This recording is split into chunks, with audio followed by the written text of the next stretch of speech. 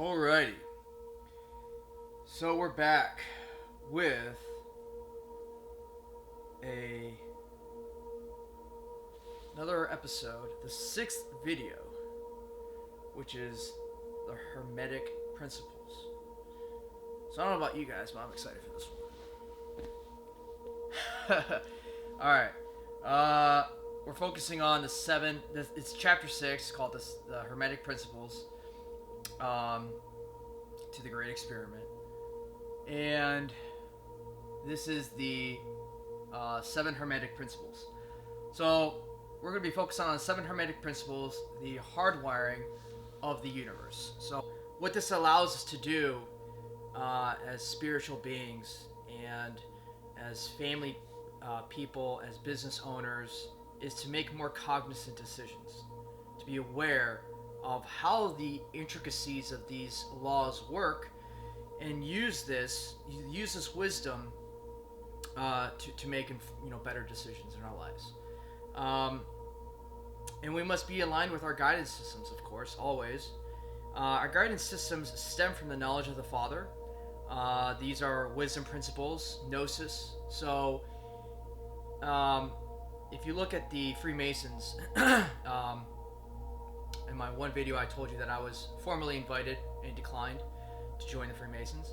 But there's a G in the emblem of the Freemason emblem logo, and that G stands for gnosis. So it's not actually God. So be very careful. It's the gnosis, so the knowledge of the Father. And if you know anything about this club, it's a very prevalent, powerful, international-based club.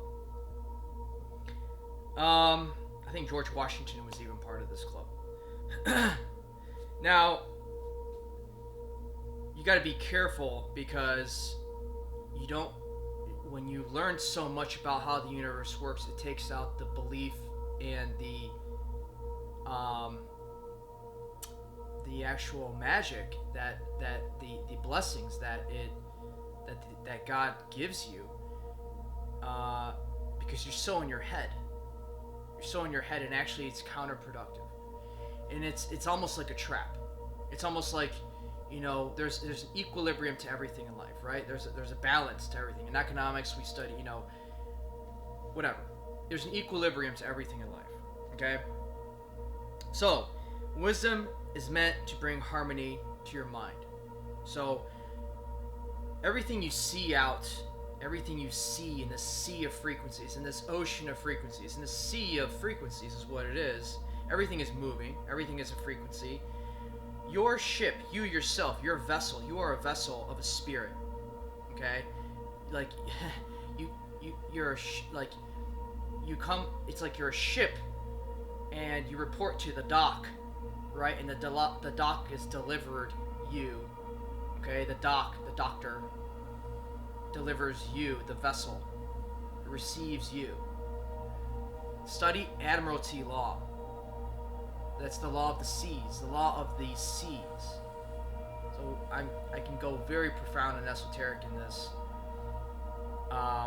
Maybe in future videos, but it's all connected. It's all connected. Your vessel, your ship, you yourself, must use these wisdom principles, because they will guide you in the waves of the inevitable ocean that is life. Okay, so the inevitable sea that is life. This happens, and then this happens, or this might not be to your liking, or this might confuse you, or this, you might judge this. When you use wisdom, when you are rooted, you have a powerful engine on your ship, on you, and basically you have a rudder, so you can maneuver.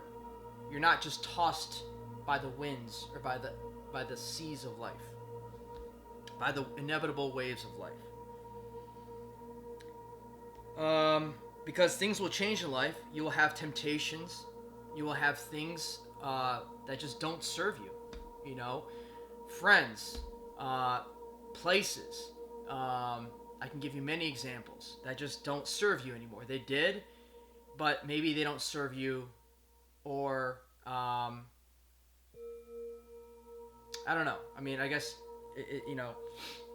um, by practicing these wisdom-based principles that we're studying, it will keep you aligned, and it will keep you away from falling back into habitual habits of whatever it may be. What, you know what I mean? Because when you fall into these, negative states of being, or these incorrect practices, or these incorrect ways of doing things, even if you're not doing something 100%, it's like you don't half-ass stuff, right? So when you fall back into these temptations that don't serve you, what happens is that it creates a guilt inside of your consciousness, and that's why General S. Patton, the most winningest general, he would take immediate action 48 hours after making a decision, whether it was writing an idea down, planning, making a phone call, whatever, whatever. He would take immediate action to get the energy in motion, to get the energy, the emotion, to get the energy in motion, right? And he did that because it would actually create self-belief and discipline. Discipline stems from the word disciple. So like your disciples, discipline comes from your disciples. So when you have discipline, your disciples, your angels, are more likely going to help you because you have a good track record. Okay, so when you fall back into things that don't serve you, you build a guilty state.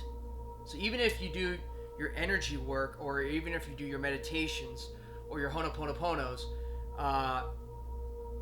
but you fall back, you're right back where you were. So you didn't go anywhere. You actually lost time, energy, whatever. And if anything, it's worse, because now you're telling yourself, oh, I can't get out of this. So that's why wisdom is so imperative. So whether it's a guilty state or frequency, or a fearful state of frequency, whatever negative frequency comes from taking actions that don't serve you anymore, you have to have the discipline to stop actions, and you have to have the discernment, and we'll get into discernment, to take a correct form of action, and the action could be a state of being. So the action could very much so start with the state of being. All right, so the how do you know what type of action or when you should take an action? So in business, in life, whatever, you basically do a test. So you test how you feel. How do you feel right now? You do a gut check. You see if your energies are aligned. So you should remember that chart that so go to I think it's video 5. Okay, video 5. Do a gut check. See how you feel. You should always be above a 6.5 or 7 on a scale 1 through 10, or 0 through 10. So you should, 0 being guilt, shame, like just death. And then 10 being like blissfully, like overjoyed, ecstatic, like amazing. So you want to be above a 7, 6.5, 7. Okay. If you're not, then I wouldn't even take the action. And here's the reason why. Because everything is always reflecting. So whatever action you take is going to reflect that state of being. So it's not going to be your best type of work. It's not going to be your best video, your best content, your best product, your best service, your best whatever it may be. And we're talking to, your best message, your whatever it may be. So how do you shift from the lower frequencies to the higher frequencies? So, first acknowledge that you're at a subpar frequency. Then, simply know that God loves you, that He is guiding you, and if you follow the right wisdom principles, the steps, that you'll be on the right path. Meditate, pray, and do an activity you enjoy. It could be, golfing. It could be, I don't know. I love sports, so it could be, or reading. I love to read. Or it could be listening to music. I produce music sometimes. I did electronic music for a good amount of time before, and I might even do that again. So whatever it may be, art, driving. Okay, so do an activity you enjoy, and then do the Ho'oponopono to get rid of the karmas. But you have to mean it. You can't keep regressing, or else it's going to get worse, right? Take a nap, but anyways, get to a state of being above a 7, and then do that action of what it is that you want to do when you feel better. You will have better ideas, you'll produce better results, and you will have actually alchemized the frequencies, right? So there's no sense in basking in a negative frequency, because you did not create that frequency, so you cannot change that frequency. Okay, so you're a conduit, you're a vessel of spirit. You're spirit, but you don't have the capacity to change a frequency. You can change your frequency, but you don't have a capacity to change in a frequency of its origin. Just like a light bulb, this light right here. You didn't create electricity. You have electricity flowing through you. You're electromagnetic. But you are the light bulb that shines the light. So electricity would be essentially nothing without a conduit, without the light bulb. So it is a light bulb that gives the light, that contains the light, right? So that is to bask in a negative energy will not produce anything, will be only detrimental, because a hot stove isn't meant for one to put their hand on a hot stove and just leave it there, or else your hand would be burnt, fried chicken. Hot stove isn't meant for you to put your hand on it and just bask in the hotness of the stove. It is a warning sign, right? It is like, oh, okay, this is hot. Now I've learned. Now I move my hand. Okay, so things are already created. There's nothing essentially to create. Things are already created. We have to tune. We have to always be tuning. And that's our power. Probably that and discernment and alignment and being your authentic self is these are all your higher powers, but you're not creating a frequency that already exists. All right, so with that said, we're going to be going into the everything is mentalism. We're going to be going into the 7 principles of the Hermetic principles, and this is the Kabbalion. The first one is everything is mentalism. So the Kabbalion is giving credit to, it's the text that is giving credit to writing about these 7 principles. Okay, so simple observation and discernment, in my discernment, in my thesis, in my conclusion, is the highest, most important skill you can have. Your discernment is your unique fingerprint that you can give this world. It is a prerequisite to being authentic. Your discernment is your own thesis on whatever topic you study or practice. So, prior to being authentic, you have to take a consensus of all the information that you've gathered from experiences, from reading, from whatever. And then you form a hypothesis that you could probably even test. And once you test this hypothesis, without judgment, you create a discernment. And from that discernment, you could say, okay, well, I'm going to, from that discernment derives an authenticity trait of who you want to be in this world. Do not get discernment confused with judgment. They are two very different things. Your discernment of God is your relationship with God. Your discernment of God is your relationship with God. If someone does not have a discernment of God, they don't have a relationship with God. For they are not creating, or they are not participating, they are not being that conduit of the electricity. They're just turning the light off, right? Even though the electricity is flowing. Everything is frequency. You need to protect your own frequency. You need to emit a positive frequency. This all stems from wisdom, knowledge of the Gnosis Father, doing energy work and aligning your chakras, getting rid of judgments and karmas. So it is very important to get to, okay, well, we'll get into that. If you're listening to a song on the radio and it makes you feel bad, turn it to a different station. That makes you feel better, or find a better song. God has already walked your path. You can either choose to work or try to figure things out. You can learn tactics and strategies and schemes. There's two different types of smarts that's the commonality, I guess you could say, in society. Your book smarts versus your street smarts.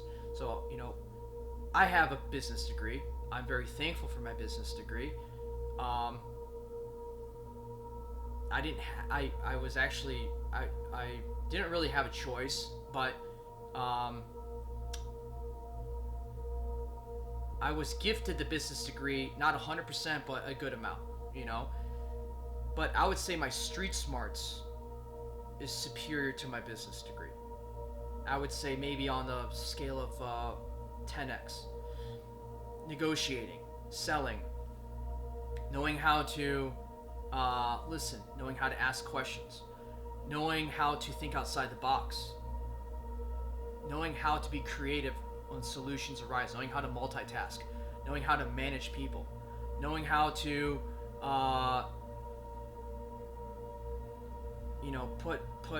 put things in order, right? Having a depth of vision, seeing possibilities. Wisdom in itself is not taught in business school. So, there's a lot of street smarts, life smarts, I guess you could say, that requires a lot of this discernment. And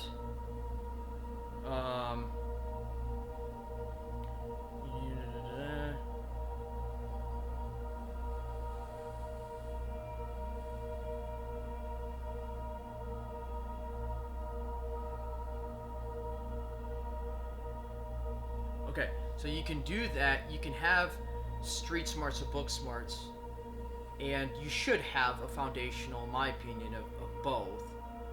Probably street smarts more. But you should absolutely have wisdom principles. Because the simple faith that you put in the universe, God, in the trust, love, trust, faith. Trust and faith are interchangeable, I think, but love and trust will always be superior to scheming and creating tactics and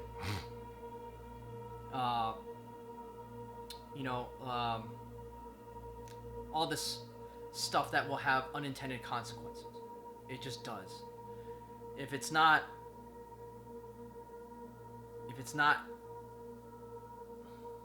based on wisdom, then it most likely will have unintended consequences.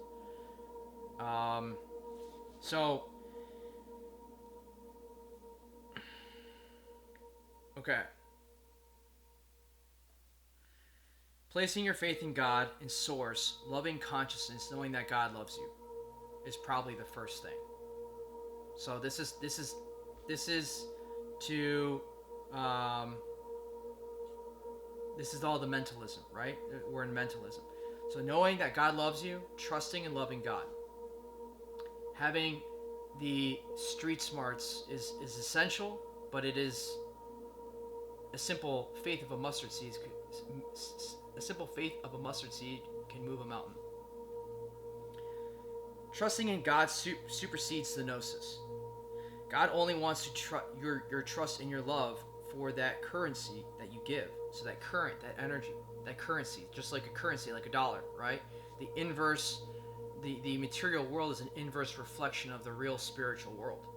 So trusting in God supersedes the gnosis. God only wants your trust and love for that currency that you give, that energy flow. And when you give that to God, that love and the trust, you will be blessed with ideas and action steps to go where you want to go. Trust in God's favor, and you will be blessed with people, places, and things in your path that are meant to be there. So again, the universe, God, but having that love and trust for God is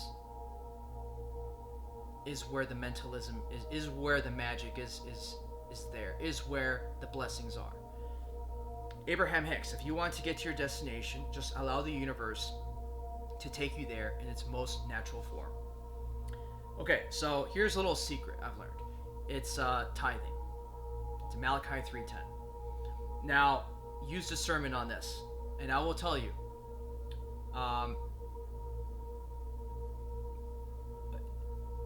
it works. Okay, you tithe. Well, okay. First and foremost, tithing breaks the spine of fear in your life and allows prosperity, promotion, provision, and protection to follow you. When you in this physical realm, when we want to buy a shirt or we want to buy something, we use currency, fiat money, right? To buy the product or service. There's an exchange. What do you think happens when you just give to God? Whether it's your money, whether it's, donating your time and your talents to teach others or to explain, that is considered tithing. What do you think God is going to do for you? What do you there's always an exchange in life. So what do you think God is going to do? He's going to bless you. The universe will bless you. Okay? I'll give you one example. I can give you many. I was tithing to a spiritual mentor of mine, physical money, and in doing so, I remember this part of my life, I had a good amount portfolio in cryptocurrency.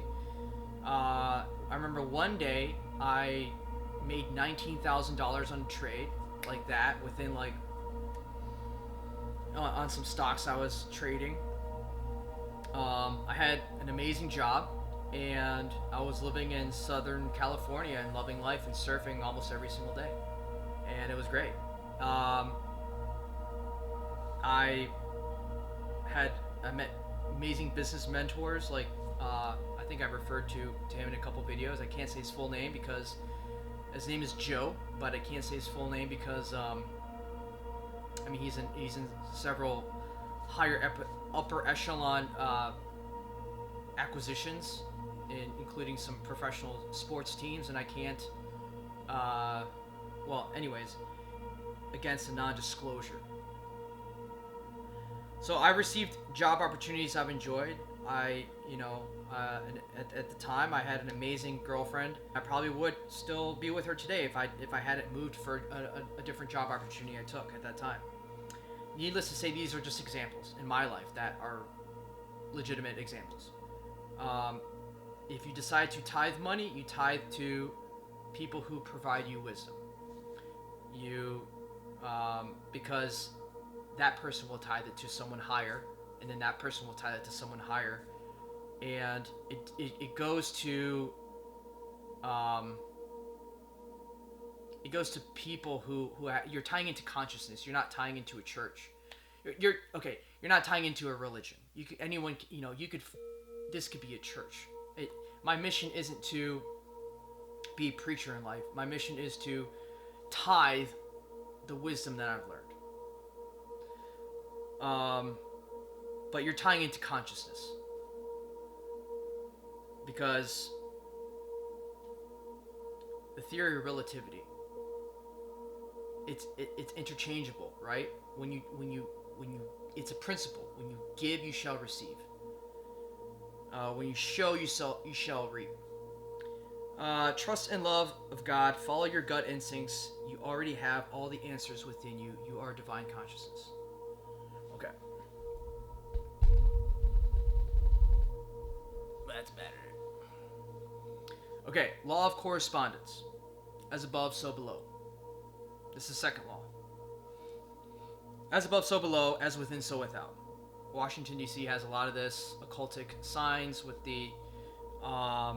even on the streets, you know, the streets, they're 33 degrees. Okay, so the golden rule. Do unto others as you want to be done to yourself. Do unto others as you want to be done to yourself. If you give, you shall receive. If you emit fear, you shall receive fear, even if there is no fear to begin with. So Wayne Dyer, you know what? I've never met the guy, but I would consider him a mentor of mine, a teacher of mine. He said, "How you change the way you look at things, or was it? I chopped that up. The way you look at things change when the way was it? How you look at things will change when the way you look at things change, something like that. So literally, things change when you look at things a different way. So there could be no fear in anything, but if you just have it here, it will create it. Same thing if there is no blessings, what appears to be no blessings, or no love or joy. If you emit that, you shall receive it. You shall receive. So if you emit fear, you shall receive that. If you emit love, joy, and trust, you shall receive people, places, and things in your life that match your energy. Principle 3, the principle of vibration. Kind of like the first principle, everything is mental. You can meditate on this for days. So you can meditate on that concept for days. And the cognitions that you will receive, that everything is mental, is going to be far superior than learning a ton of things. So remember what I said in the prior video. I'm not afraid of the 10,000 punches you think you may know. I'm afraid of the one punch you know that you've practiced 10,000 times. You can meditate this. Okay, if you conceptualize this. Okay, I'll save this for the last episode. It's a little plot twist, but it's some high degree wisdom that I learned. Probably some of the highest degree wisdom that I've ever learned. But what you see out there is like an ocean. We've already covered this. Okay, sea of frequencies. Wisdom is eternal. It's rooted. Okay, so the outer matrix is controlled by Saturn's matrix. And it is done so to create a perceived reality, which is a beautiful reality that we should love and honor and cherish and sustain and love. But the outer reality, not us spiritual beings, the outer reality is always changing. So, for example, as opposed to wisdom, which is always concrete, it will never change. It is forever and ever and ever. Building an apartment. So if I see a plot of land, that plot of land, I could, run on it, jump on it, whatever. It's not going to change. But I could dig a foundation into that plot of land. I could contact a business partner and say, hey, why don't we build a 50-unit apartment complex on this plot of land? So I dig the foundation, I put the foundation down, I pour the concrete, I put this, I put the sewage, I put the water, I put the electrical in, I get the city permits, I talk to the city manager, I get all this stuff done, and then I construct, and then maybe I get a bridge loan, or whatever it may be. I construct the building. What happened to that empty plot of land? It changed because I made a decision to change it. Or me and my business partners and I made a decision to change that plot of land. Everything in the exterior on Caesar's palace and the Maya, it's all the same. It's beautiful. It should be honored. There's a lot to learn from it, and a lot to be in harmony with it. But it is not. It is ever changing. It is ever changing. Wisdom is always rooted. Wisdom will always be rooted for eons and eons, for eternity. It will never change. It is invisible. You can't touch it. You can speak it. You can listen to it. You can imagine it. And the frequencies that it gives out will change the physical. It will change the physical. Wisdom principles have the ability to penetrate the physical world. Always. Alrighty. So, people place a lot of emphasis on their job or career. You could talk about, to your manager if you want to, switch your career, whatever. So, yes, wisdom keeps you rooted, no matter how strong the winds and frequencies of life events may be. It will never change. If you don't stand for something, you will fall for anything. So wisdom principles are rooted in source. It's the language of source. Wisdom is the language of source. If you want to talk business, you talk accounting. If you want to talk Spanish, hablamos español. But wisdom is the language of source. All right, number 4, the principle of polarity. Everything has its poles. Light attracts the dark. I would say, kind of. The female to the male, the yin to the yang, the problem to the solution.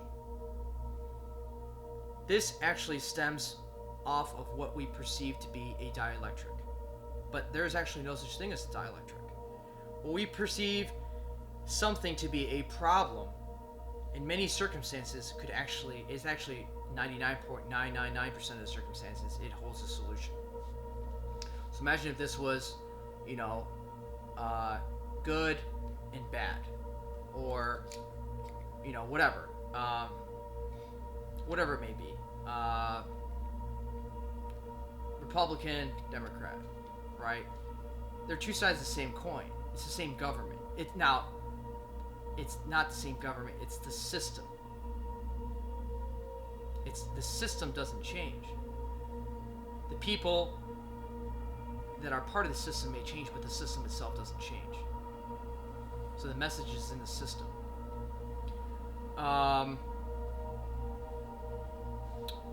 For example,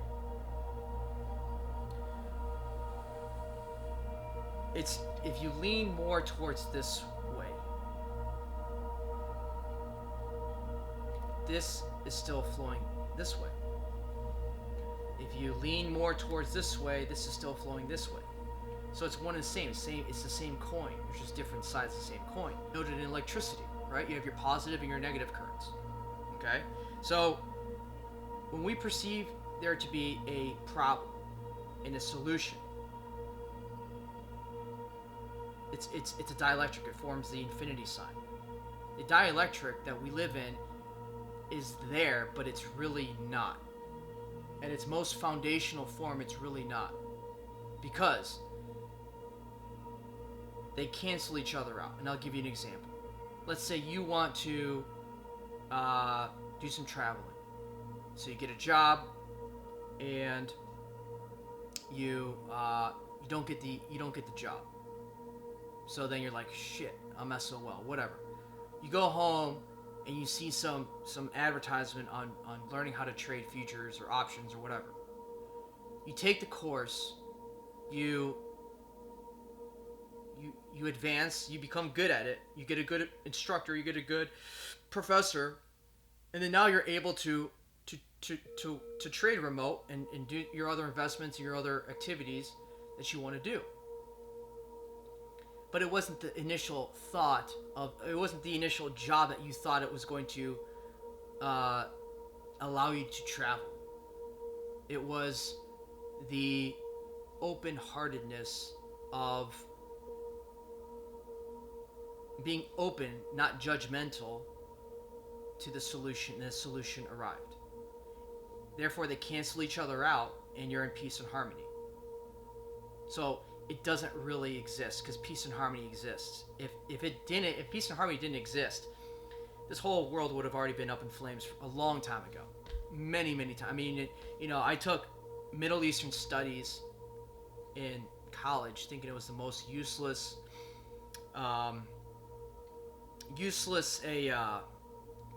class, and I actually loved it. I learned a lot from it. I mean, even thinking of the Ottoman Empire, which was like superior to what the U.S. military is today, people would think that it would never have been touched, but it's no longer in existence. Same thing with Genghis Khan. So I just went to a tangent.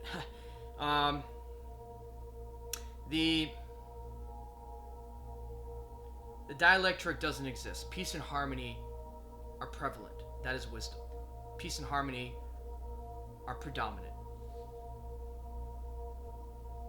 And that is why you shouldn't really judge things that you may not know, because a solution could just be right there. In the universe, God is very, very witty and crafty, and has a sense of humor, and it will show you, like, oh, you thought this was the way. You thought this was the way, right? So the solution is connected to the problem. It has to be. It's universal law. This is what forms the infinity sign, and your divine spirit is in the middle. Not judging this or that, but rather tuning into wisdom consciousness. For wisdom consciousness does all the heavy lifting for you. So when you are emitting and you're pouring the blessing out, like, when Jesus turned water into wine, you're pouring out the blessing. Or fed the 5,000. The simple belief of that mustard seed will move mountains. This is why the dialectic doesn't actually exist, without judgment, by the way. Because the solution was there all along. You just needed to pour out the blessing, which is trusting in God consciousness, that God will give you the ideas and the steps always, in order to get where you want to go, be who you want to be, do, and have. This is alchemy. This is true alchemy. This is wisdom alchemy. Trusting God is a divine contract. It's like a trust fund. The trust fund has a special tax structure. Everything is tax code when it comes to the IRS. So tax code has trust funds have a special tax structure. It has a favorable tax structure. Like you've ever heard of the trust fund baby, whatever. The tax structure is a trust is done, so it's a corporate